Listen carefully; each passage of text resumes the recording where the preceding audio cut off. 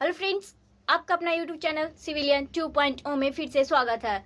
मैं आपके लिए फिर से एक छोटा सा वीडियो लेक्चर लेकर आई हूँ, जिसमें कि हम अंतःस्रावी ग्रंथियों के बारे में आगे और भी बातों को जानेंगे। पिछले वीडियो लेक्चर में हमने आपको बहिस्रावी ग्रंथि और अंतःस्रावी ग्रंथि के 4 अलग अलग हार्मोन जो निकलते हैं उनके बारे में हमने आपको बतलाया था।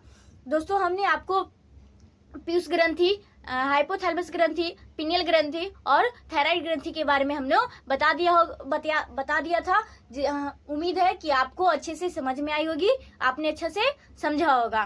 दोस्तों, इस वीडियो लेक्चर में हम उसके आगे के पार्ट नेक्स्ट थायराइड ग्रंथि, थाइमस ग्रंथि और एड्रिनल ग्रंथि, जनन ग्रंथि और अग्नाशय के बारे में हम एक एक करके जानेंगे। दोस्तों, शुरू करते हैं हम पाराथायराइड ग्रंथि। पाराथायराइड ग्रंथि कहाँ होती है? हमने आपको बताया था थायराइड ग्रंथि कहाँ होती है, गले के पास होती है। किस शेप की होती है? तो एच आकार की होती है। उसी तरह से क्या होती है दोस्तों, ये पाराथायराइड क्या होती है, थायराइड ग्रंथि के ठीक पीछे स्थित होती है, जो कि क्या होती है, जिनकी संख्या कितनी होती है दोस्तों? 4 होती है। कितनी संख्या होती है दोस्तों? 4 होती है। और ये कहाँ स्थित होती है? तो ये थायराइड ग्रंथि के ठीक पीछे स्थित होती है। ये क्या करती है दोस्तों? ये क्या करती है, कैल्शियम और फास्फोरस, क्या दोस्तों थायराइड ग्रंथि क्या करती है, कैल्शियम फास्फोरस को क्या करती है, नियंत्रण करती है। ये भी क्या करती है, कैल्शियम और फास्फोरस को क्या करती है, नियंत्रण करती है। तो शुरू करते हैं। यह ग्रंथि क्या करती है, रक्त में कैल्शियम और फास्फोरस को क्या करती है, नियंत्रित करती है। यह ग्रंथि थायराइड ग्रंथि के ठीक पीछे होती है। कहाँ स्थित होती है दोस्तों? ठीक पीछे स्थित होती है। इसकी संख्या कितनी होती है दोस्तों? इसकी संख्या, पाराथायराइड की संख्या कितनी होती है? 4 होती है। नेक्स्ट मेन इंपॉर्टेंट बात कि ये सवाल पूछे जाते हैं क्योंकि सारी ग्रंथि क्या होती है दोस्तों, अंतःस्रावी पीयूष ग्रंथि के कंट्रोल में होती है, इसलिए उसको क्या कहा जाता है, मास्टर ग्लैंड कहा जाता है। लेकिन ये मात्र एक ऐसी पाराथायराइड ग्रंथि है जो पीयूष ग्रंथि के कंट्रोल में नहीं होती है। ये इसको पीयूष ग्रंथि इसको नियंत्रण नहीं करता है, तो इसीलिए क्या हो जाता है, एक एक्सेप्शनल हो जाता है। तो सवाल यहाँ से पूछने के लिए क्या हो जाता है, बहुत ही सवाल बन सकते हैं। नेक्स्ट दोस्तों थाइमस ग्रंथि। नेक्स्ट हम लोग क्या जानते हैं, थाइमस ग्रंथि। तो थाइमस ग्रंथि क्या होती है, तो ये बक्षगुहा में स्थित होता है। कहाँ स्थित है दोस्तों? ये बक्षगुहा में स्थित होता है और ये प्रोटीन का निर्माण करता है। पूछ सकता है कि प्रोटीन का निर्माण कौन सी ग्रंथि करती है, तो थाइमस ग्रंथि क्या करती है दोस्तों, प्रोटीन का निर्माण करती है। नेक्स्ट हम जानेंगे कि किंतु ये क्या करती है, 15 वर्ष की अवस्था, जब किसी बच्चे 15 वर्ष की उम्र में पहुंच जाता है, 15 वर्ष की हो जाता है, उसके बाद यह क्या करती है, ग्रंथि काम करना बंद कर देती है। बारे में किसके बारे में जानेंगे, तो एड्रिनल ग्रंथि के बारे में जानते हैं। इस ग्रंथि को क्या कहा जाता है दोस्तों, 4S और 3F भी कहा जाता है। रीजन क्या है, 4S और 3F? 4S और 3F का मतलब क्या होता है दोस्तों, तो 4S, S में क्या आ जाता है, S का मतलब क्या हो जाता है, 4S से रिलेटेड शब्द पहला क्या आ जाता है दोस्तों, साल्ट। क्या हो जाता है दोस्तों, साल्ट। साल्ट में क्या S से आया, जिसका हिंदी क्या होता है, नमक। क्या हो दोस्तों, नमक। फिर दूसरा क्या हो जाता है, शुगर। क्या हो दोस्तों, शुगर यानी कि शक्कर। नेक्स्ट S क्या, सेक्स यानी कि लिंग।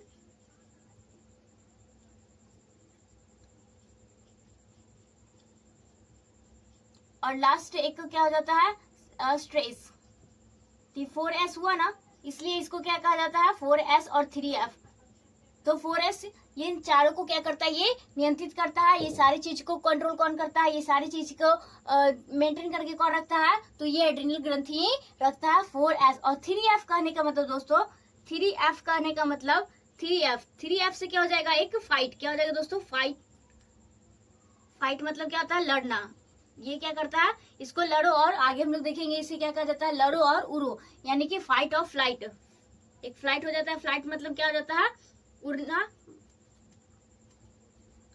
और एक क्या हो जाता है, फ्राइट, FRIGHT। फ्राइट मतलब क्या हो जाता है दोस्तों, भय। इन तीनों चीज को कौन कंट्रोल करता है, ये। और ये 4S और 3F को कौन मेंटेन करके रखता है दोस्तों, तो ये एड्रिनल ग्रंथि होता है, जो भय, तनाव, शक्कर, लिंग, सेक्स, ये सारी चीज को क्या करता है, कंट्रोल करता है। नेक्स्ट दोस्तों, इसे आपातकालीन ग्रंथि भी कहते हैं। क्या कहते हैं दोस्तों, आपातकालीन ग्रंथि भी कहते हैं।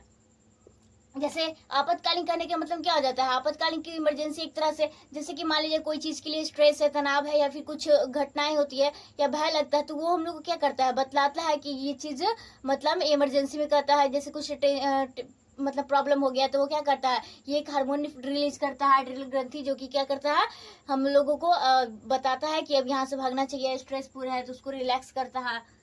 नेक्स्ट दोस्तों इससे एड्रिनल नामक हार्मोन निकलते हैं। कौन सा हार्मोन निकलता है दोस्तों?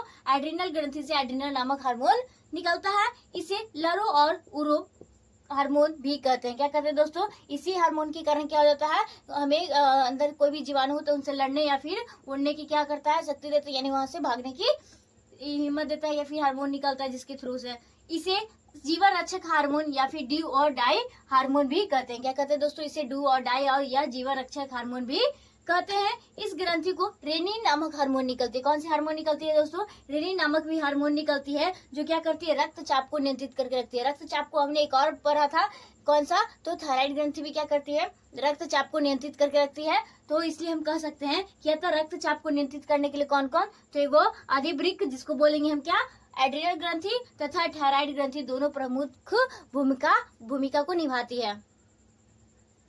दोस्तों हम लोग देखेंगे जनन ग्रंथि। क्या? जनन ग्रंथि, जिसको इंग्लिश में क्या होता है, गोनैड ग्लैंड कहते हैं। वैसे ग्रंथि जो जनन की क्रिया में भाग लेते हैं जनन ग्रंथि कहलाती है। कौन सी? तो वैसी ग्रंथियां जो जनन की क्रिया में भाग लेती है उसे क्या कहेंगे, जनन ग्रंथि। जैसे क्या हो जाता है, ओवरी, टेस्टी, क्या होता है, जनन के प्रोसेस में क्या होते हैं, भाग लेते हैं, पार्टिसिपेट करते हैं। नेक्स्ट दोस्तों, जितने भी लैंगिक हार्मोन होते हैं जैसे कि स्पर्म, ओवम, वे सब क्या होते हैं, एस्टेरॉइड होते हैं। क्या होते हैं? एस्टेरॉइड होते हैं। नेक्स्ट दोस्तों हम जानते हैं मिश्रित ग्रंथि। हमने आपको अंतःस्रावी ग्रंथि के बारे में बताया है, बहिःस्रावी ग्रंथि के बारे में बताया है। नेक्स्ट हम लोग देखेंगे मिश्रित ग्रंथि। तो मिश्रित ग्रंथि किसको कहेंगे दोस्तों? तो मिश्रित ग्रंथि उसको कहेंगे जो क्या करता है, जिनमें बाह्यस्रावी तथा अंतःस्रावी दोनों के गुण पाए जाते हैं। हमने आपको क्या बताया कि बाह्यस्रावी ग्रंथि क्या करती है, एंजाइम का स्रावन करती है, एंजाइम को स्रावित करती है, और जबकि हार्मोन को स्रावन कौन करती है, तो अंतःस्रावी ग्रंथियां करती है। लेकिन मिश्रित ग्रंथियां जो दोनों का श्रवण करती है, जैसे यह ग्रंथि हार्मोन तथा एंजाइम दोनों का श्रावन करती है, तो क्या कहलाएगी, मिश्रित ग्रंथि कहलाएगी। अतः इनमें बाह्यस्रावी तथा अंतःस्रावी दोनों के गुण पाए जाते हैं, इसलिए इसे क्या कहा जाता है, मिक्स्ड ग्लैंड कहा जाता है। जैसे कि अग्नाशय, क्या हो जाएगा, अग्नाशय। अग्नाशय के बारे में, यानी कि इंग्लिश में क्या बोलते हैं इसको, पेनक्रियास बोलते हैं। ये क्या है दोस्तों, ये दूसरी सबसे बड़ी ग्रंथि है। सबसे और फर्स्ट नंबर पे कौन है, तो यकृत, और दूसरी सबसे बड़ी ग्रंथि कौन हो जाएगी दोस्तों, तो अग्नाशय पेनक्रियास। इससे क्या होता है, पूर्ण पाचक एंजाइम निकलते। क्या निकलते हैं दोस्तों? इससे पूर्ण पाचक एंजाइम निकलते हैं। एलेटी का मतलब लाइपेज, एमाइलेज और ट्रिप्सिन अग्नाशय का ही क्या है, एक भाग है, जिसे क्या कहते हैं, जो क्या होता है, लैंगरहंस की दीपिकाएं होती है। क्या होती है दोस्तों? जो लैंगरहंस की दीपिकाएं होती है, इसमें जिसमें से 3 प्रकार की कोशिकाएं पाई जाती है। जिसमें क्या होती है, 3 प्रकार की कोशिकाएं पाई जाती है, अल्फा, बीटा और गामा। तो एक एक करके हम जानते हैं कि अल्फा कोशिका से क्या होती है, बीटा से और गामा से। तो अल्फा कोशिका क्या होता है दोस्तों, इससे ग्लूकागॉन निकलता है। क्या निकलता है, तो अल्फा से क्या निकलता है, ग्लूकागॉन निकलता है, जो शरीर में ग्लूकोज के स्तर को बढ़ाता है। शरीर में ग्लूकोज के स्तर को कौन बढ़ाता है, तो जो ग्लूकागॉन अल्फा कोशिका से निकलती है वो क्या करता है, ग्लूकोज को बढ़ाता है, और ये क्या करता है, यह ग्लाइकोजेन को पुनः क्या कर देता है, ग्लूकोज में बदल देता है। तो कौन दोस्तों, तो अल्फा कोशिका।